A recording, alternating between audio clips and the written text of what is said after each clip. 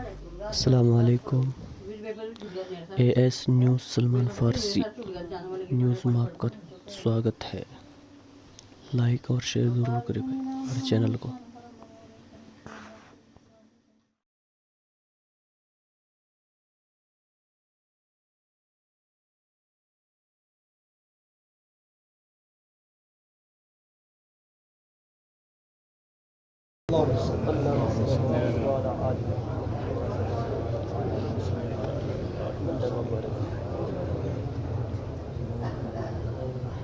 ادھر سے ٹیک چھوڑ دیں، سب آگے ہو جائیں، ٹیک چھوڑ دیں ادھر سے بھی۔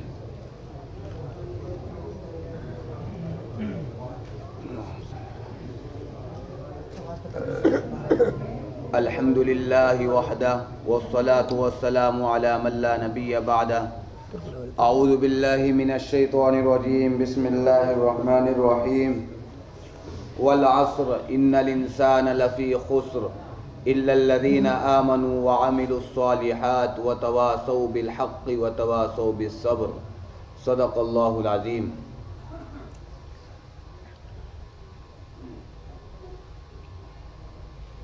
میرے بزرگوں اور دوستوں عزیزوں، اللہ رب العزت نے ہم سب کے اوپر اپنا کرم فرمایا۔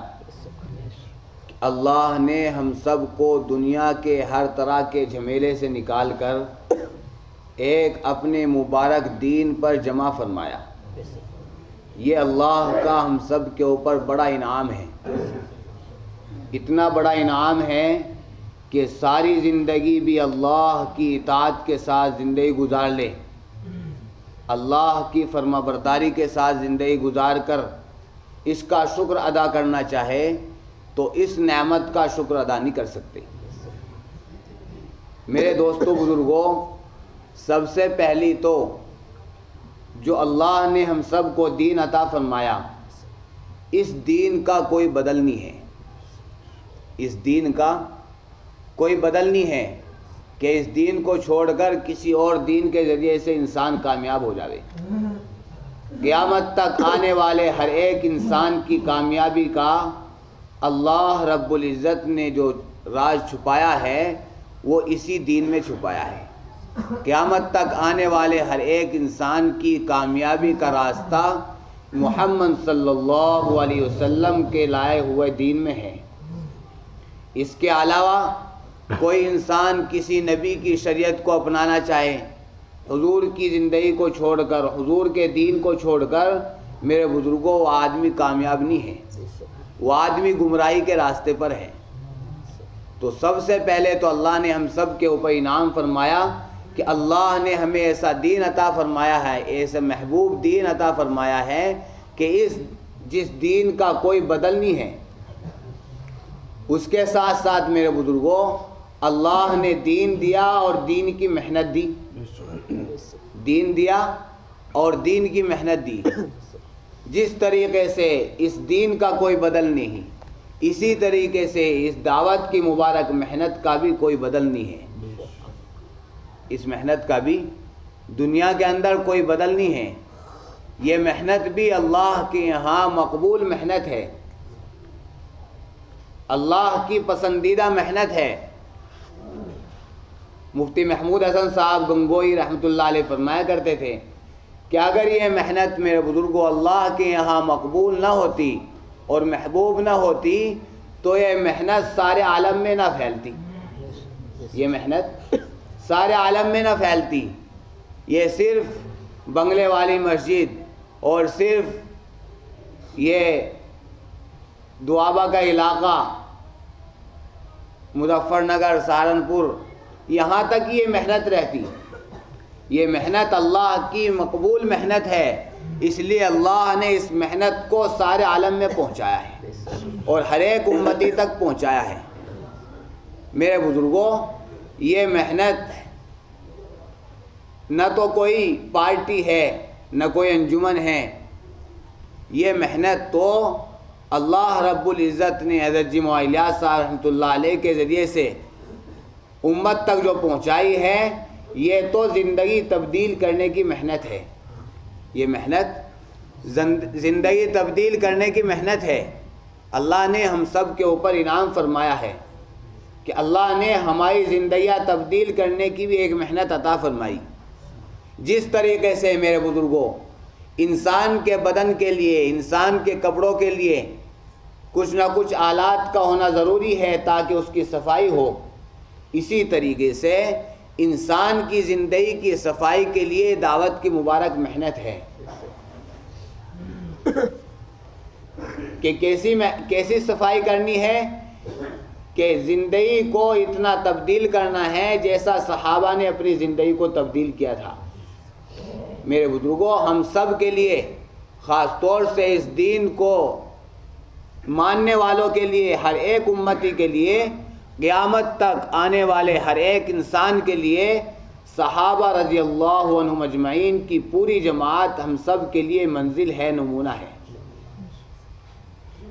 اسی طریقے سے ہماری اس دعوت کی مبارک محنت میں بھی تجربات اور اسی طریقے سے واقعات کوئی چیز نہیں ہے، بلکہ ہمارے اس کام میں سیرت اصل ہے.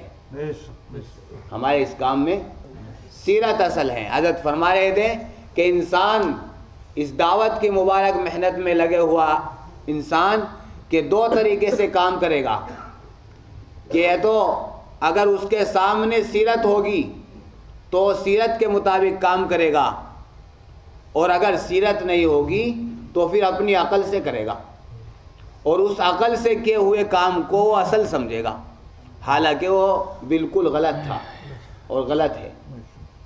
اس لیے میرے بزرگوں ہم سب کو صحابہ کی طرح کام کرنا ہے، ہمیں سیرت کے مطابق کام کرنا ہے، ہمیں کام کو وہاں تک لے جانا ہے کہ جس سے کام سیرت پر آ جاوے، سیرت پہ کام کو لانا ہے. اب سیرت پر کام کیسے آئے گا؟ جب سیرت سنیں گے اور سیرت سمجھیں گے اور سیرت پڑھنے والوں کو تیار کریں گے. ابھی بات آئی ہے کہ اتنے دن سے بات آ رہی ہے کہ علماء تیار کرو اور علماء کے سال لگواؤ، علماء کا وقت لگے. میرے بزرگوں ہم سب کی سستی اور ہم سب کی غفلت کی وجہ سے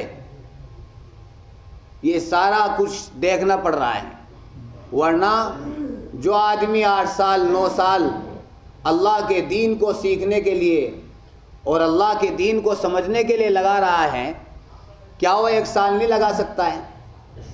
ہم نے اپنے علاقوں میں، اپنی بستیوں میں، اپنے بچوں کی، اپنے رشتہ داروں کی فکر نہیں کی. خدا کی قسم جن لوگوں نے فکریں کی ہیں، جن علاقے والوں نے فکریں کی ہیں، اللہ نے ان علاقوں میں ایسے علماء تیار کر دیے کہ وہ عوام کی سیرت کے مطابق دعوت کی مبارک محنت کی پوری رہنمائی کریں. ہر علاقے میں ایسے علماء تیار ہیں. تو اس لیے ہم سب بھی فکر کریں کہ ہم بھی اپنے علاقوں میں ایسے علماء کی تشکیلیں اور ایسے علماء کی اصولیہ بھی کریں کہ جس کے ذریعے سے وہ اپنے قرآن و حدیث کو لے کر سارے عالم میں پھریں، اور خاص طور سے سال کا مبارک وقت لگا کر وہ ہمارے اپنے علاقوں میں آ کر ہماری صحیح طریقے سے کام کی رہنمائی فرمائیں. اس لیے ہم سب نیت کریں اس کی.